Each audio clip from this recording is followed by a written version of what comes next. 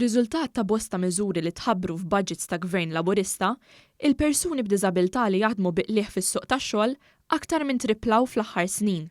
Statistika ppubblikata fil-Parlament turi li bejn l-2009 u l-2013 kienu medja ta' 100 persuna b'diżabilità biss li kienu jirnexxielhom jitlu fid-dinja tax-xogħol. Madankollu, mill-2013 l-hawn is-sitwazzjoni nqalbet ta' taħt fuq, bil-medja titla' aktar minn 400 impjieg fis-sena.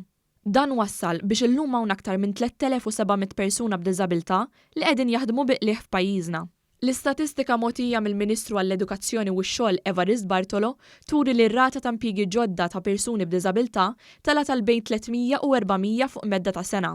Il-Ministru Bartolo semma bosta miżuri li daħlu fl-aħħar snin li jgħenu biex aktar persuni b'diżabilità jitlu fid-dinja tax-xogħol, fosthom il-programm Sheltered Employment Training li jipprovdi taħriġ assistit għal persuni b'diżabiltajiet aktar severi. Semma wkoll li persuni b'diżabilità jingħataw opportunità ta' prova fuq il-post tax-xogħol għal numru ta' ġimgħat u kif permezz tal-iskema aċċess għall-impjiegi jingħata sussidju ta' €125 fil-ġimgħa għal kull persuna b'diżabilità ġdida f'impjieg full-time. Fil-każ ta' impjieg part-time jingħata sussidju prorata ta' bejn 20 u 30 siegħa fil-ġimgħa.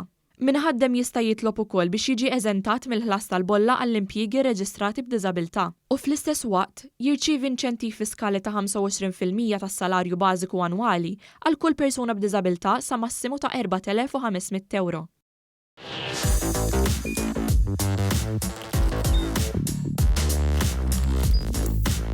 Idħol fuq one.com.mt u hemmhekk tista' tara l-programmi kollha li jxandru fuq One permezz ta' One Play.